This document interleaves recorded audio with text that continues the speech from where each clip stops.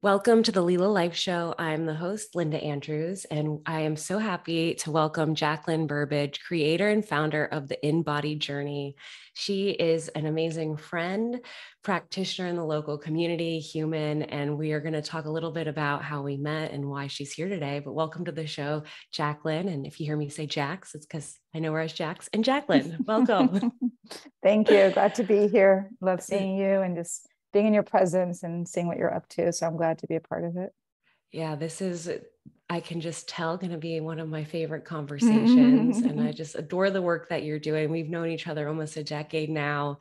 And I'm sure we both can see each other's evolution over time. And, you're someone that I know, I like, I trust, and I adore your work, and certainly around embodiment, certainly around unpacking trauma, and certainly around your own story. So if we could start there, a little bit of your own origin story and how you got to where you are today, and we'll see what threads we get to play with from there. Okay, I love that.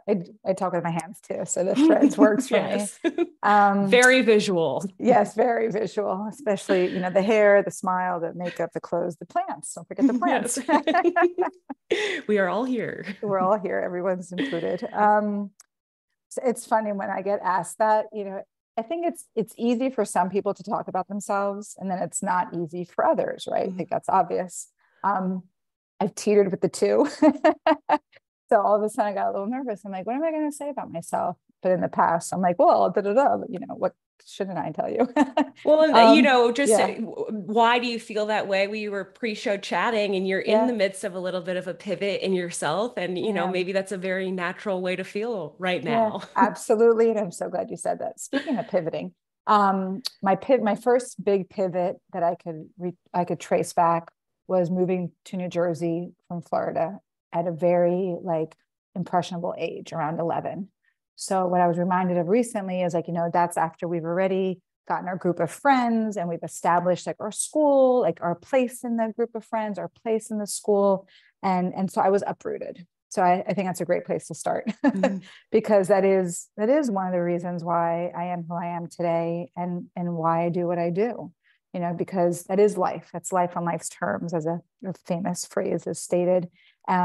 Taking what's happening, make lemonade when you get the lemons. But at 11 years old, I didn't have those tools. So moved from Florida to New Jersey. One of those very common stories. I didn't feel like I fit in. I was an outsider. I mean, literally, and then we could talk about trauma already. A traumatic moment that I still remember at my age, was somebody calling me a foreigner because I was from Florida. And silly emotions there, even all the work I've done, and I came from another state, not another planet or another country. And I think it's very telling as to the rest of my story until present day, then move on to college and all the years in New Jersey that I was struggling and really suffering, right? And, as the Buddhist saying is, pain is inevitable, suffering is optional. I didn't know that, but I was deeply suffering. So a lot of my story revolves around depression, revolves around alcohol abuse, and then yoga.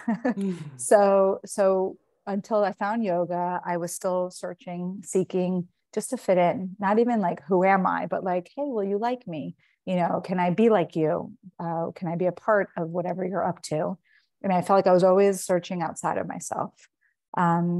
And then yoga enters, and I don't know what it was doing or why or how truly, but when I reflected back after 20 something years, I've said I was never into sports, even though I tried to fit in with sports because Jersey is a big lacrosse and field hockey and all the things. I tried them all. I wasn't good at any of it, or maybe I didn't try hard enough. And then all of a sudden, yoga, there was this big exhale, and I didn't have to compete with anyone. I didn't have to compete with anyone. I didn't have to compete or be better than anyone. I didn't even know that it was part of me trying to be my better self or find my best and highest self, until sometime later. So long story short, moved when I was 11, foreigner, alcohol and depression, and then yoga. And just perfectly smooth sailing ever since. Big laugh, big laugh. How do you remember how old you were when you found yoga, or you started to find it? Yeah, well, funny enough, this is another part of what I think is interesting about my particular story is that oftentimes people remember their first teacher and their first experience, I remember my first class was at the gym at the rec center, University of Florida. I'm a Gator, go Gators. I don't remember who that teacher was, and I don't remember anything after that. Fast forward to moving to Maui. I lived in Hawaii when I was 21, 22. And there was a beautiful, strong, very Ashtanga-based German yoga teacher, Nadia. I had the VHS tape for some time, and the sweating, in that like from hyper to chill. That was the first impact I had. So I was around 22 in Hawaii with all these just beautiful people moving their body in ways that I couldn't do. And some things I still can't do. And I'm okay with that. The journey. Yeah, it's been a good one. So with your yoga practice and journey, when did you start to make that connection to the trauma work? Was that baked in and obvious, or did that come later? Oh, so much later. That's a great question. So I did practice the yoga. 2007, 2008, I did my first teacher training here in Florida. Then I continued to do more trainings. I wanted to know all the things, and I wanted to be, the teacher. And I did. I made a name for myself. It was Yoga with Jax. My logo had my hair just like this, and it was great, but it was no trauma related. There was no trauma sensitivity. There was no understanding the body keeps the score, which is now in my repertoire in the last 2 years, really. And although for me, and I always like to put a disclaimer, and I'm very mindful of my words, the depression that had set me up to pharmaceutical medications, I was able to, over time, wean myself off of it with professional help. And I am proud to say it's been over 12, almost 15 years, actually, that I don't need that support, right? So do I believe that yoga has helped me and has healed me, so to speak? I'm also very mindful not to use the word cure, because people could get sensitive to that. But I do feel healed in the sense where I'm not disconnected to who I am. I'm not lost. What's my purpose? There were years, Linda, of just helplessness and hopelessness, right? And I shared this with a client today, actually, understanding that everything is temporary, and that to see the light, to know the light, to be in the light, like you do have to, but I had to experience that darkness, and the opposite of what I've experienced now pretty consistently for the last 15 years. So while I was going through the yoga trainings, I continued on to a yin certification and a restorative certification. And then I found yoga therapy. And, backtrack. I also did yoga for vets training, and as well as yoga for prisoners training. So I'll give a shout out. Connected Warriors was one of the nonprofits, and then prison yoga for prisoners, Prison Yoga Project. I apologize. And then through the Prison Yoga Project, I learned about Phoenix Rising School of Yoga Therapy. And then I'm sure you can relate, when the seed has been planted, like sometime before, and you have like no idea about that seed or like what it's going to plant and what's going to blossom and grow from that. I remember about 15 years prior to that moment, I came across a school in California. It was yoga therapy. And I was like, yoga therapy, that sounds like something I want to do. I was like, therapy, yes. Yoga, yes. What does that mean to be together, to be combined? Forgot about that until Phoenix Rising School of Yoga Therapy. And I was like, oh, I was supposed to do this. And then the last 3 years of my training is when I realized that we store the memories, we store the trauma in our cells. This physical form endures so much, right? Then the mind and the nervous system, got to throw in the nervous system. The nervous system is really here to protect us, to keep us safe, to keep us alive, and to prevent something to happen again that may have been harmful or hurtful or, cause us pain and suffering. So that's my mission now, is to share that message that yoga, meditation, mindfulness truly is healing, very supportive, not just physical. It's not about flexibility only. If you could touch your toes, great, but you don't have to. And it can be very, what I want to say is just inviting peace, right? What I look back to was a lot of chaos. And so from chaos to calm, as a hashtag is used. But truly, you know, I found it to be my life's journey, and I'm grateful for it every single day. Thank you so much for sharing. It's interesting, the chaos to calm. And, you know, I had a download come through in a breathwork class that said trauma doesn't discriminate. And it was quite profound. It was in the summer of 2020. So it felt a little bit of an untimely download. I'm like, I don't know, but that really has resonated so deeply to me, where the shades of the trauma will look very different. The experiences will look very different, but the impacts on our systems will look very similar. And, you know, when you can accept that and see that, a lot of things start to make sense, including the world, you know, in the chaos, right? And and the chaos to calm, I love that, because it's like, hey, this is possible, and this is always an invitation. What I notice, and I'd love to talk about this a little bit, is the inaccessibility to the I have trauma, I've experienced trauma. You know, to me, every human, and I don't like to use those absolutes, but this is one you can, right? You can. 100%. Yeah. And it's like, hey, let's start there. We all have trauma. And yes, it's all very different, and the depths of that is very different, and we can have compassion for that. But why I love this is it's like, and now what? And I'm curious for you, what you see is the resistance for people even being able to lift up the hood of like the trauma. And maybe if you want to speak to the different types of trauma, and those distinctions. Yeah, I'll do my best. I mean, years ago, I already mentioned I had depression, and I was on pharmaceutical medication. So, you know, I remember a therapist teaching me small T's, big T's, you know, and that stuck with me for a long time. You know, I'll just give some basic bullet points. My parents are still alive. My parents are still together, period. We'll just stop there. How many people don't have that? Yet I may have, and this is going to be just a broad statement, I may have experienced something that to someone else with a different situation, a different circumstance, like you said, the impact is exactly the same. Two different households, two different stories, impact is the same. Then when I started to study this a little bit more, you know, everyone's got their opinion. There's always going to be the yay and the nay on all theories, right? And then the fact is that science is continuing to prove more and more, you know, how true this is. And the reason why I say that is the small T's and the big T's, it's our nervous system and all of the stories and experiences that was led up until our age 7. That's what I was trying to say, that people say, oh no, 5, oh no, 7, oh no, you know, 10. 30. 30. True.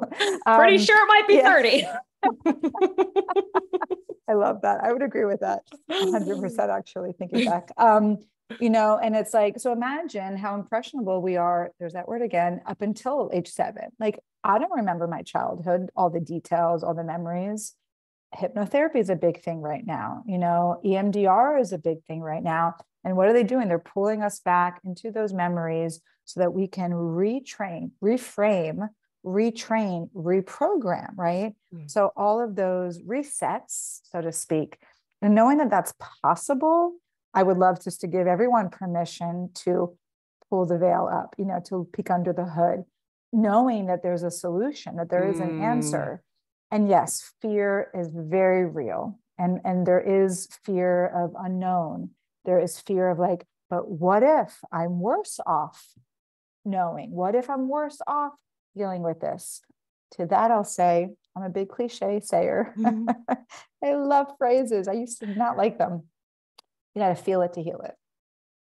And when I heard that, I'm like, ooh, let me write that one down, right? I'll just share another one that's my favorite. If nothing changes, nothing changes. So imagine a human being, speaking from personal experience, who is complaining all the time and, just doesn't see past all the things that are negative, but they're not doing anything different. Still eating the same, still not exercising, just whatever the list might be, and nothing changes. Now, what if that same person pauses, sits down without their phone for literally 2 minutes, 5 minutes, maybe 10 minutes tops, starts to change their diet, just take one thing out. Maybe it's an extra coffee, take one. All of a sudden, things are changing. All of a sudden, you're feeling lighter. All of a sudden, you're happier. Like, what if that was actually the outcome of dealing and healing the trauma, air quotes, because it could be so many different traumatic experiences. And truth be told, we've all just been through a recent traumatic experience in the last, 2-3 years. Mm-hmm. And for those others that are not acknowledging that, like, my heart hurts because I feel like you will suffer. Mm. And here we are with programs like what you're offering, Linda, and what I'm offering, and countless others, our beautiful brothers and sisters that are truly presenting this work for the world. Like, hey, we're here and we have some suggestions. You choose to take them or leave them, but do you want to feel sad, anxious, on edge? Do you want to road rage, not want to see your family? Like, the list goes on of how we react, and that's nervous system stuff. Or would you rather respond with peace and love and live in harmony? Ultimately, the choice is up to us. At least here in this country, we're blessed in this country. In other countries, other circumstances, right? External circumstances. So yeah, you did. My husband is ocean rescue EMT, and there were some refugees this morning coming to Florida. And so I got a text at 7:30 that's like, I just saw 25 people running onto the land. I think he's going to be on the news. And I was like, whoa, and I'm sitting on the beach doing my morning journaling. Yeah. Yeah. And it was just such a moment. And I was like, were there any kids? Were there any women? And he's like, no kids that I could see, men and women. And goosebumps. A half hour later, the cops are coming. And, I can only imagine what the rest of their day looks like after quite an intense morning from wherever. And, and that's a pretty, I guess, extreme example, but that's going on everywhere all the time. And it just comes to a point, especially around the trauma conversation, that, like you said, everyone just went through a massive trauma. And if you can't acknowledge that, it's okay. Like, you're wherever you are in your journey, and that not acknowledgement can very much be that protection, the survival. Like, I can understand why a person, totally, I don't know when I finally was like, oh, whoa, I got a big can of worms to work with here. Yeah. Like, and so and some people may never have that opportunity in their life to look at it. And, I think just the whole spectrum. But what I love, what you were just sharing, is the possibility for something to look different. And in those moments of hopelessness and despair, and you were talking very early on about the contrast. It's like, through that darkness, then you can have access to the light, and vice versa. And there's still moments I can slip into deep despair, and then it's like, take some time to work it through and figure out what's really going on. But this, the invitation to possibility and to healing, and then that personal choice of what can I do? And there is, whether you want to say a privilege or a luxury, to different people's options of what they can do.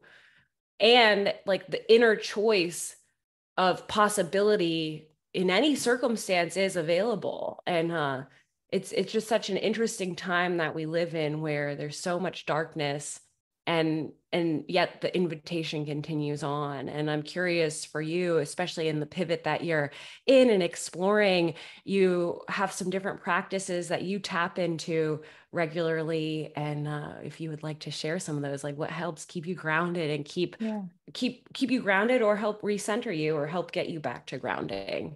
Thank you. Yeah, this I'm excited to share what I'm about to share, because I believe I'm going to give permission for others, just like I have recently been given permission by another, in allowing the humanness, right? So, I mean, I could take this topic and conversation in so many directions, so I'll try to stay on point. we have said for years, and there's a phrase, we're in this physical form, we're having this human experience, right? And we have a soul. And then recently I heard, that we are a soul and we have this body, right? So when again, reframe, right? It's just like a new perspective. I was like, I am a soul. I am a gift, whatever your term is, word is, God, creator, higher self, universe, great spirit. I, like you, came from elsewhere. I chose, I believe, to jump into this little suit to experience this, for growth, for transformation. Given permission to be a human allows me, and I'm hoping to offer this to another, to A, not be perfect, and B, remind myself and remind others and be reminded that nothing ever has to look a certain specific way all the time. So I just want to emphasize and reiterate that. So to answer your question, my dear friend, I fall on and off the meditation wagon, I must say. It wasn't until most recently, I have a coach myself right now, and I've known her for some time. And we have dedicated, or she offered, and I'm dedicated to 3 7-minute meditations a day. Most days it's great. Some days I'm like at 1 or 2. And so that's permission number 1. I'm working on that. Number 2, I set out a goal about 6 months ago to walk to the beach every day. I live about 1.5 miles, give or take. That went from every day to 5 days a week to 3 days a week. And now I'm at like 1 to 2. And I still get to go, and I still don't take my phone with me. So that's always key for me, to be grounded, is to get off the electronics, to put my phone away, the Instagram away, the emails away, and listen. Like, I love my voice in my head. I love her so much now. Didn't like her before, but she's phenomenal. The wisdom that comes out of that voice without distractions, like, continuously blows my mind. I'm like, oh, that's good. I wish I had my phone to write it down. So there's that, right? And then, currently I'm vegan and gluten-free. I've struggled with some health issues. Another human permission. Hey, most of us, a lot of us have gut issues, and we have, stress, and that's our nervous system again, and that's the trauma again, and that's our food. It's for another podcast. I'm sure you'll have somebody on for that. And, so I take care of myself. I'm very mindful of plant-based and gluten-free. And, I've cut out the coffee significantly, and the caffeine, truth be told. They fall back into my mouth once in a while. And, I know, me too. Yeah. I'm getting better, every day. But the piece that we were talking about before was that grace, and I've had several people remind me of that in the last couple of weeks. Like, hey, it's okay. Like, the more I beat myself up about not doing things perfectly, or as I think I should, or as I tell others to, for all of you who listen, mark my word, I promise you, I will never, ever, ever preach what I don't practice. So if I'm offering something, it's because either I have, or I am, and or I will tell you, I really want to. I'm not doing it currently. I'm all about authenticity. I'm all about being organic and completely truthful. It's part of the 8-limb yoga path, satya, integrity, truth. I am not here to lie to you. I'm not here to blow smoke up, where. And I rather people come to me that relate to me and realize that they're okay and that they don't have to be perfect too. My most favorite thing to do is to hang out with my dog and my husband. They're pretty important aspects of my co-regulation, right? So I keep throwing in the nervous system, but I do believe that something else that came out of the pandemic, unfortunately, is so many of us isolated, and that we didn't have each other. We didn't have each other face to face. For those who didn't go on Zoom or FaceTime, we didn't even have that facial recognition and contact. Like, oh, there's another human. I'm safe. So I do believe socializing is an important part of my healing as well, and my coming back to center. And I love the coming back into the nervous system, bringing that language into the conversation. This nervous system, when I first started yoga, and I don't know, it might have been discussed, but I wasn't aware to understand it, right? Right. Like I'm sure they were talking about the nervous system and I just wasn't able to receive that. And, in my own journey, starting to understand, and I sometimes just shortcut and say my system, and it's like that system overload. And there was a very clear message at some point that was like, your body doesn't, there's one stress bucket. There's not like, friend overload, family overload, work overload. It's just one bucket. And so all the stress bucket is one bucket, and they can be great things. But if it's all pouring in and overflowing that same bucket, and that bucket is what I would refer to as your nervous system, or like I said, system, and being able to, as you're mentioning, regulate that and help co-regulate that through different contacts, different practices. Where are you seeing people get stuck and not being able to like start, so first there's the awareness of like, whoa, this is getting a little bit too much. Yeah. I need to do something different. But what's stopping people from taking that step? The not knowing, but you're asking after they know, right? Yeah. So now they know, and then what? Yeah. Even my position as a yoga therapist, as a yoga teacher, and a personal practitioner of this work, somatic work, somatic practices, somatic experiences is getting so popular. It's great and it's needed. And so my first thought would be it's overwhelming, and so that's another add-on, like, oh my God, there's so much information. Because that happens to me. I'm not going to turn my camera right now, but there's piles of books. There's so much information. So, so maybe, and I'm working to practice this myself, is find one person, find one book, one practitioner, and then just listen to that person, that book, that podcast, because there are breathing techniques, there are movement techniques, right? There's present-centered awareness techniques. There's the, embodiment. That's all this is, a simple hand to heart, hand to belly. It has to have that awareness piece to catch you in the moment. Not that it's too late afterward, because let's say, there was a car accident or something. I can't think of another example right now. Maybe you could help me out. But in the moment, go ahead. I was going to say like a family health scare. Perfect. Yes. And all of a sudden, heart is racing, hands are sweating, all of a sudden it's just like my body, I'm just like, oh my God, what's happening? I'm just going to push through it. Right. That's a reaction. It's a typical, response without the tools, versus I'm noticing this is happening in my body. I'm going to pause. Everything can wait around me. I'm just going to take a pause, whether the pause is 30 seconds or 30 minutes, if you have the time. Okay. What can I do to take care of myself? And that's a practice. That's a muscle, right? And as non-perfect as I am with that, like I sure as heck have gotten a lot better. Pretty proud of myself. I've actually done this a couple of times in the last few weeks. Yay. Yay. And you know what? I've been working on this I'm going to give a timeline, the last 2 years, only 2-3 years. So again, permission for someone else just to start. Step one, I'm aware. I feel my body. There's tingles, there's sweating, something's happening. Okay, I'm going to pause. How's my breathing? Am I breathing? So many clients, and they're like, I noticed I was holding my breath this week, they say. And I'm like, okay, and then what? Oh, and then I started to practice what we've been doing. I'm like, okay, great. And how'd you feel? Better. Always better. Always better. Just one simple thing. It's not easy. Always got to make that distinction. Simple, not always easy. Breathe. That I appreciate you sharing that. And I had said something earlier about like, you always have the choice. And I understand that everybody's circumstance looks different. And when I said that, it's like, you always have the choice to breathe.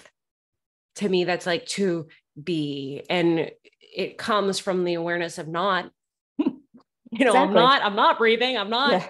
And then that's the always invitation. And what you share, and what I love so much about even your brand, it's the journey, the in-body journey. This isn't the destination.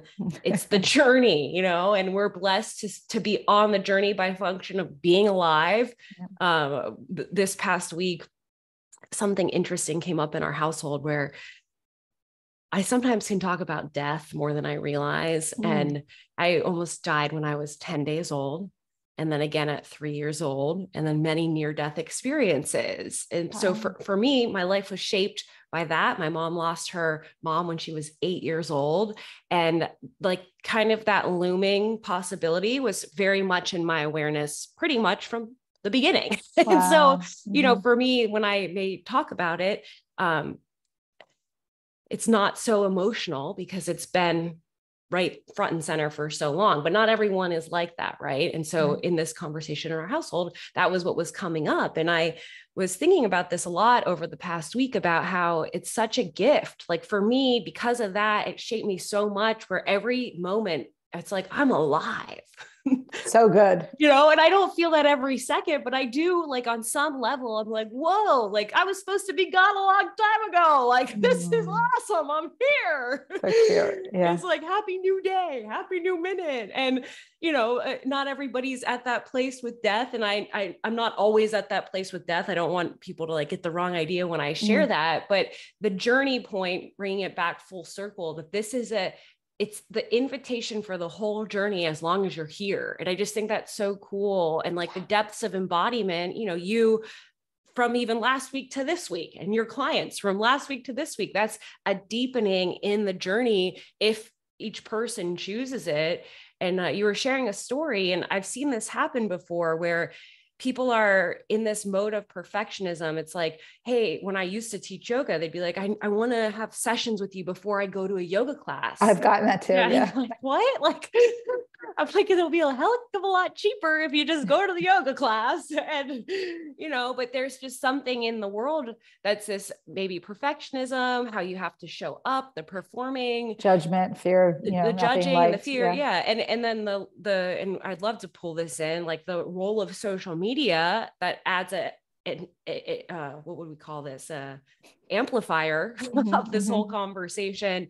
And, yoga, in my understanding, it's like to be as you are. Meet yourself where you're at. That's what I like to say. Yeah. And so what in that conversation, is it the perfectionism? Is it the self-judgment? Like, where does that come from? Where I'm not good enough until I X, Y, Z, and then I'll be able to go to a yoga class. And you could sub in, like, we're giving that one example, but you could sub that in for anything, really. Absolutely. Everything. Yeah. Yeah. Yeah, I know. It is such a deep conversation for me because I find I get very reactionary. Like I'm very reactive when I think I shared with you before, give an example. There was a student in a class that I was taking, the class was super fast and they walked out, right? They walked out early. And not about tooting my own horn, but like where I'm at in my position of being a teacher and where I believe yoga can go, and it's not going so readily, so globally, so accessibly. There's small pockets of people doing what I'm doing and people who speak the way I speak and understand what I'm about to say and what you're saying. I said, hey, are you okay? I just want to make sure that, are you new to yoga? And she's like, yeah, I haven't done it in a while. But that was too fast for me. I'm like, listen, it was too fast for me too. I just wanted to offer you that there's other yoga classes, other styles, other teachers that perhaps if you want it, I just don't want you to give up. Because that's what hurts me. Like literally, I'm empathic, I'm sensitive, but I also do know the impact and the inspiration that yoga has offered to me and countless others. So she's like, yeah, thank you for that. And social media. So that's just a side note. But social media, I think magazines, but that's around the whole umbrella of body image. That's the whole umbrella of, I need to have, a fast car, a big house. I have to have the wife and the 2.5 kids, the picket fence. I mean, that's been going on for how long, right? I don't know all the history, but, and it's just evolved now. And now it's yoga, because I believe there's more people who want healing. There's more people who want to find that peace, that they're sick of being sick. They're sick and tired of being sick and tired, right? And maybe they're finally getting to the point, I've met more and more women getting divorced these days after the kids and fairly young, but they're realizing that like they're not happy. So why I said that is I feel like we're at this point. I don't know if it's a tipping point just yet, but we're at this point where I think more people are going to get to understand that no matter what you look like in a yoga class, no matter, you know, what clothes you wear, it doesn't have to be a certain brand, like you deserve yoga, and that you deserve peace, and that you deserve to be happy, you know, and that you don't need that husband, you don't need that house. So I don't know, like, I know I just went off a couple of different places there. I would like, if people, you know, people who hear this, to spread that message as well. Like, don't be the person who's pushing all the hot and fast and power yoga, but be the person like, oh, you're new to yoga, I'll go with you to a beginner class, or I'll go with you to a hatha class or a yin class. Like, that's where I'd like to see the yoga world go to, so more people, it's accessible, you know. Yeah, I don't know. Yeah, no, as you're talking, it reminds me, I was trained at Shivananda. So I stayed on the ashram for a month, and it's have you taken a Shivananda class? Yeah. You know, it's 12 postures, it's 90 minutes, it's 15 minutes pranayam, the 12 postures, 15-minute shavasana, very unique, beautiful practice. But at that time, it was not fast enough, not hard enough. And truly, if you go to that class, you just do it, you will be sore. Like that always would happen. But the experience, you know, by the norms and the standards isn't like, say, a traditional vinyasa or power yoga. And I felt very, you know, I taught yoga quite briefly in the spectrum of the different modalities that I've practiced, is like healing and to share. And part of that was feeling like, oh, the market doesn't want this. Right. And that's, you know, still happening now. Yeah. And I felt like that probably, in my understanding, has only gotten maybe exponentially, it's a judgment word, worse, right? Where it's like, oh, you know, I would maybe, if I was all redoing that again, feeling that even more so than now, however many years ago that was, 10, 12 years ago. Just really interesting of like what you actually may need is that slowing down, de-stressing the nervous system, all the things that are happening, say in a Shivananda class, but it's like, no, but I want to hit that pose, do that thing. And work out the chaturangas, the sweating, you know, but also, and I will say this, like a little caveat, like those people, the people who are looking for the hot and the fast might need that, right? So back to the nervous system, what I love so much about the medicine of understanding it, and people who actually practice it, is knowing to meet yourself where you're at. I already used that phrase here, you know, meet yourself where you're at, lean into that feeling, and then slowly ease into the opposite, right? So someone like myself, who grew up in New Jersey, type A personality, you know, workaholic background, family, a lot of trauma, intergenerational, which we didn't dive into. It's a whole other conversation, you know, pulling. And then I'm spinning when I owned my business for 6 years, you know. After closing down that business in 2019, that's when I really dove into this work. And then I'm reflecting back in hindsight, I'm like, oh my God, I don't want to be that person anymore. I was high strung, and not because of any substances. Like, that was my internal capacity, which I want to end with that about the capacity, is that each of us is unique to our capacity and resilience, right? Of first the understanding, the acceptance, awareness piece, and then finding your baseline, right? Everybody's baseline is different. So once we understand where our baseline is, and then we could pull from the tools, we could get ourselves back to that baseline.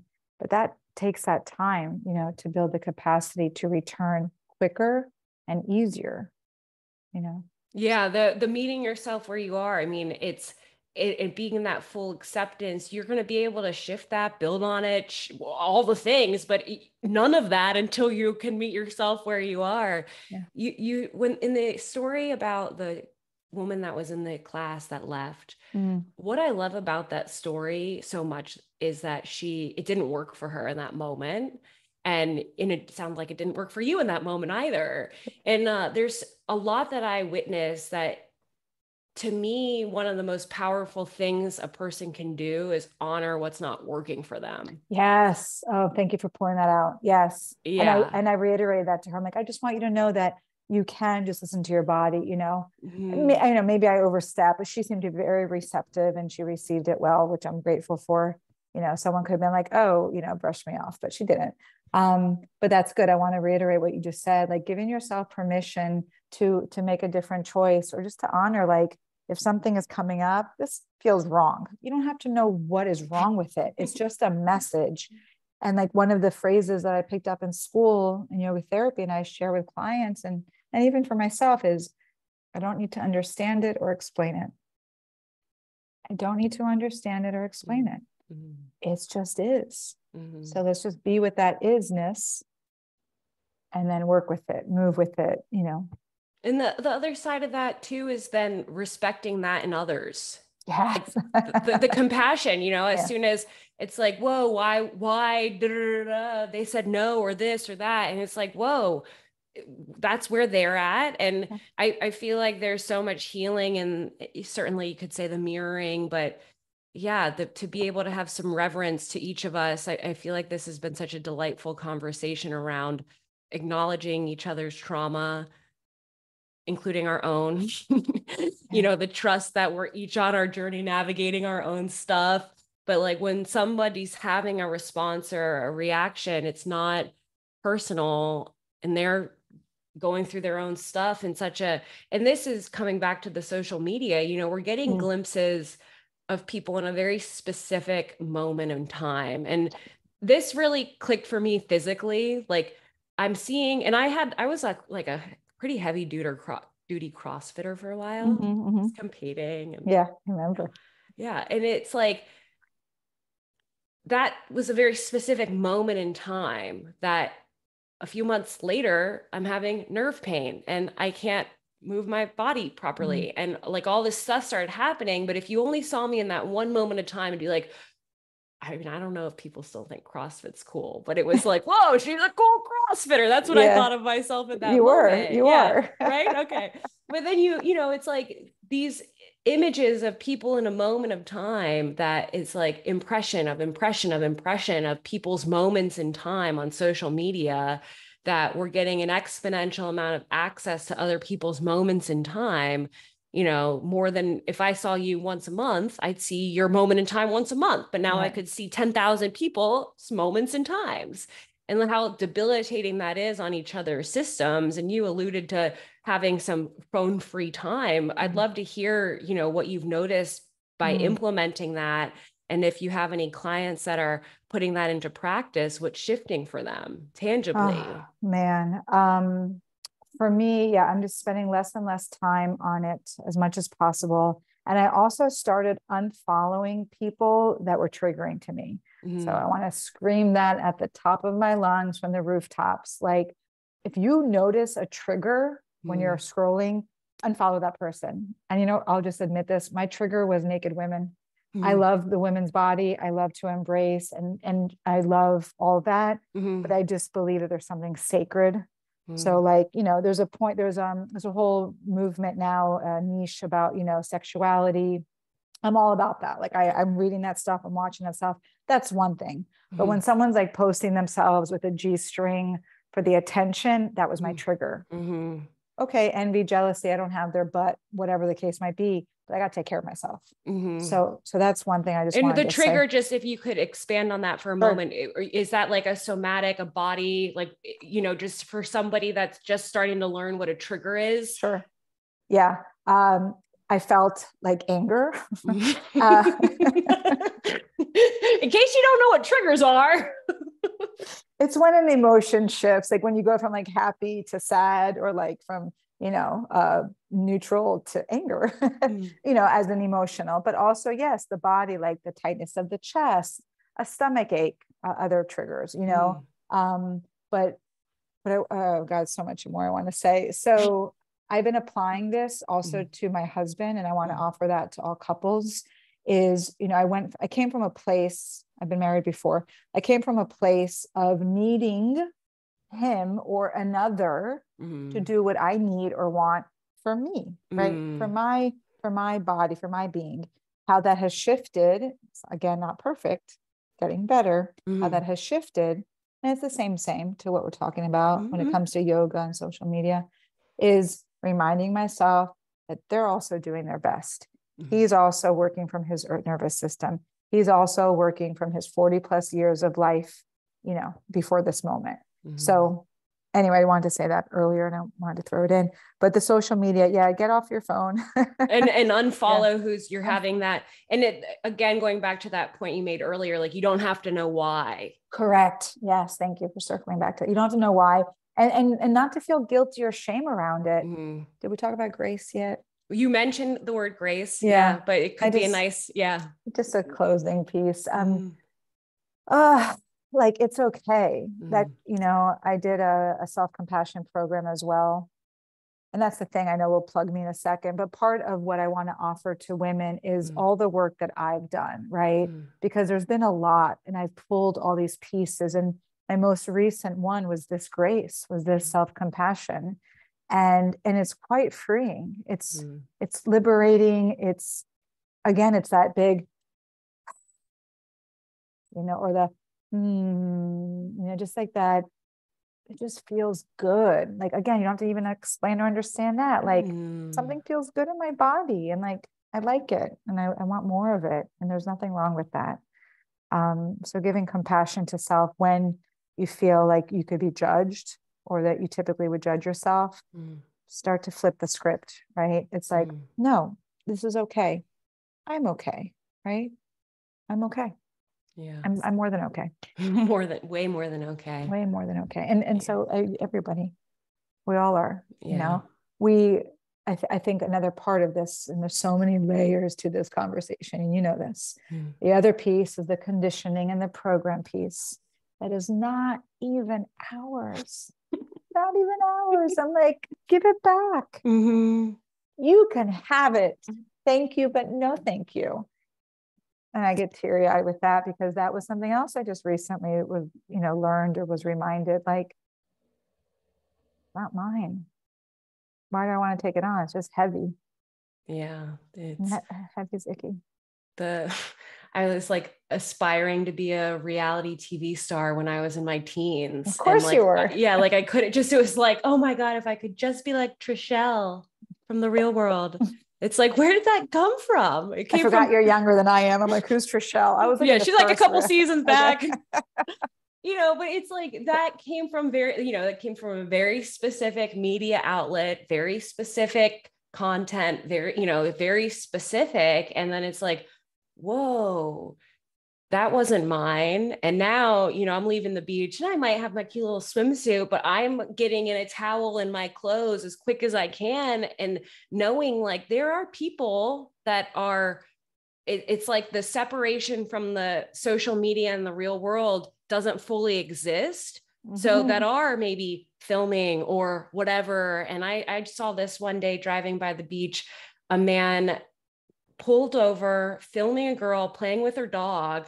And I was on the scooter with my husband and he was like about to lose it. And the guy was like, I like dogs, or it was such like a creep moment. And I see, you know, the next generations coming through being, you know, we live by the beach. So we're seeing this, say, at the beach where it could be just fun and playful, but it's in a system that you may not fully have context for what's going on, and really exposing a lot that, you know, over time you may or may not have the context to unpack what that is, but it's really interesting. And maybe some of that's age and maturity. And I know the younger generations are these digital natives now, and it's just totally different, but I feel like a grandma right now. It's just, but you know, it's like, then I'm a great grandma. Yeah.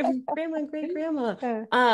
It's interesting. And it's interesting, the role of technology on our world. And I don't have answers. I think this part of the conversation around social media is just a great conversation that we can all be exploring and understanding, like, what is the impact of this? How does this play out over time? You know, you touched on using some of the pharmaceuticals to help you on your journey. It's like, I'm not going to take a look at my relationship with social media. I have an easy way to medicate, and hopefully that this will help and work and make me feel better. Where tuning into these daily practices maybe go 10x what a pharmaceutical could ever do, but can you even access, you know, being able to have the awareness of like, whoa, what is going on here? And again, it's each of us on our path, on our journey. I was also on pharmaceuticals, and I can speak from that of like getting off of them and being like, it's like you just pop out of like, whoa, okay. Yeah. Like, where am I? oh yeah. What just happened? Yeah. Yeah. And then it's serious. Yeah. it was years to kind of like still come out of that and like be jolted back into reality, and then still every day like be able to anchor in, ground in, and it's through all these practices. And so to bring it full circle to the embodied journey and the powerful work that you're doing. I know you have some programs, some retreats, but I'd love to direct people to you and your work as they may find something that we discussed compelling. There's so many gems. And for listeners, you know, there's a lot of depth that come into these conversations. So going back, re-listening, jotting down the one-liner, and it's the applying it. And Jack said, like, I'm not telling you anything that I'm not doing, I haven't done, or I'm not wanting to start implementing in my life. And that to me is like a true quote unquote teacher, right? It's like, you know, you're not just reading from a book and regurgitating it, which I even feel like for a time, like I was in that point, and that was my own journey, is like deepening and applying and being in the practices. But where can we find you, and what's coming up in 2023 that you know of at this moment? So cute. I know we could talk for hours. So and part two at some point. Okay, good. Please. Yeah, I would love to speak with you again. So the IN body journey is my website. A lot of people write embody. Yes, that is a word, but it's the in body. And on Instagram, same handle, the in body journey. I'm currently in Delray Beach. I do teach locally in the Delray Beach and Boca area. I also lead yoga retreats. I have one coming up in February. I actually have 2 spots left as of today, in the middle of December. So we would love to welcome you. It is ladies only, a women's Connect to Yourself to Love Yourself retreat. It is in a beach town. All my information is on the website and Instagram. You could look there. There will be more than that retreat. I'll have at least 2 to 3 a year. There'll always be at least 5, if not more, 7 days. And it's a deep dive in. And no, you don't have to be an advanced physical yoga practitioner. You very well can be an advanced spiritual, mental, mindful yoga practitioner, and or a curious, yogi. So besides the retreats coming up, I also am developing online programs. I'm excited about those. They will be 6 to 8 weeks. Also for women, I feel honestly at this time, I love men, and I know that they could use the work as well, but I'm just currently called to work with women of all ages, all backgrounds, but more specifically, the ones that are newer to this path, the ones who maybe have been intimidated to take a class in a studio, maybe someone who's, heard about yoga, knows someone who's taken yoga, but always saw that yoga wasn't for them. You are my person. Come to me. I will hold your hand. I do believe I'm a good entryway into the yoga path. I like to keep things, real. I'm a lay person, I don't want to deter or intimidate anybody. I just would like all people to know that there are different practices of yoga, different styles of it, different belief pieces to it. And some of it, if not all of it, can work for you in one way or another. So you could find me online, find me on Instagram, and join me online for programs or Ecuador yoga retreat. Awesome, Jax. Thank you so much today. I appreciate you. And thank you to our listeners. If there were any gems, please drop a comment or give a share. We love to hear what's going on for you. That is the profound little seed or gem that clicked. So with that, thank you for tuning into the Lila Life Show, and we'll see you next week. Thanks again, Jax. Thank you.